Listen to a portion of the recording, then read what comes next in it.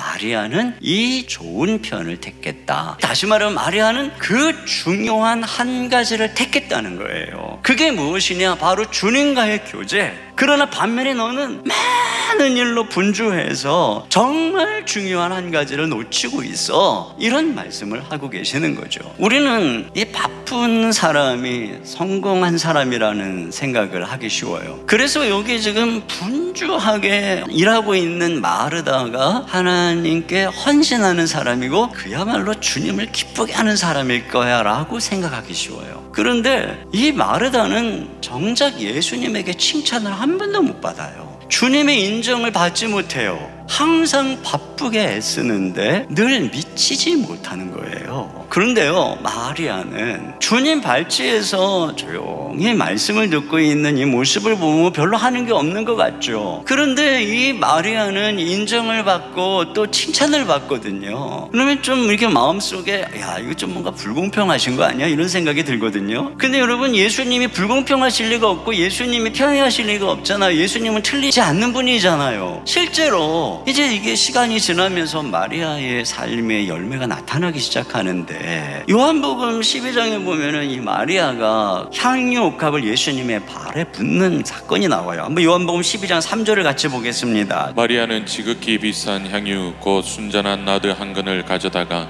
예수의 발에 붓고 자기 머리털로 그의 발을 닦으니 향유 냄새가 집에 가득하더라. 이렇게 향유 옥합을 깨어 주님 발 앞에 붓는 것을 보고 제자들이 야, 그거 300데나리온에 팔아서 가난한 자들에게 나누어 줬으면 좋았을 것을 왜 허비하느냐라고 얘기를 하죠. 그러니까 그 가치가 300데나리온 어치예요. 근데 한 데나리온이 노동자 하루 품삯이에요. 300데나리온은 1년 동안 막 열심히 일하고 벌 수 있는 그런 액수죠. 마르다가 말이에요, 예수님이 그 집에 오실 때마다 하루 종일 부엌에서 식사 준비를 했다 쳐도 공생의 3년 동안은 예수님이 마리아 마르다 집에 얼마나 왔겠어요. 예수님의 사역의 근거지는 이 갈릴리 나사렛이었어요. 그런데 마리아 마르다의 집은 예루살렘 근교의 베단이란 말이에요. 그 예수님이 예루살렘에 가시는 것은 명절 때나 특별할 때 가끔 1년에 한두 차례 가시는 거예요. 그러니까 3년 동안의 공생기간 동안에 그곳에 가셨고 또 갈 때마다 설사 이 집에 머물렀다 하더라도 그거 다 합쳐갖고 며칠이나 되겠어요? 뭐 한 달이나 되겠어요? 그거 다 합쳐도 마리아의 헌신의 10분의 1도 안 되는 거예요. 마르다가 늘 서서 섬긴 것을 돈으로 환산해도 말이죠. 그런데 더 중요한 것은 이 헌신의 질적인 가치입니다. 제자들이 마리아에게 왜 허비하느냐고 하니까 주님께서 하신 말씀이 이 세 번역으로 잘 이해가 되게 번역을 했어요. 자, 요한복음 12장 7절 하반절에 이렇게 말씀하십니다. 그대로 두어라. 그는 나의 장사날에 쓰려고 간직한 것을 쓴 것이다. 그러니까 이 향유 옥합이 예수님 장사날에 쓰려고 마리아가 간직해 두었다는 거예요. 마리아는 예수님이 이 땅에 오신 목적이 당신의 목숨을 많은 사람의 대속물로 주려 하심이라는 걸 깨달은 것입니다. 그 주님 발에 너무나도 감사하는 마음으로 사랑과 헌신의 향유 옥합을 붓는 것이지요. 이 모습이야말로 인류를 향한 주님의 구적사역에 동참하는 위대한 헌신이라고 하는 것을 알 수가 있어요. 이게 어떻게 가능한 것입니까? 마리아가 더 중요한 일, 주님 발 앞에서 늘 무릎 꿇고 주님과 교제하는 일을 먼저 선택했기 때문에 그런 것입니다. 그런 면에서 우리가 오늘 적용할 게 뭐겠습니까? 오늘 이 설교 제목입니다. 먼저 기도하라는 것입니다. 먼저 기도하라. 여러분, 왜 먼저 기도하는 게 중요하죠? 이 기도 시간을 통해서 주님 안에 거하는 거예요. 우리가 골방에 들어가서 그분 앞에 무릎을 꿇고 입술을 열어서 주님의 이름을 부르고 기도하는 그 시간이 주님 안에 거하고 주님이 내 안에 거하는 시간이죠. 이때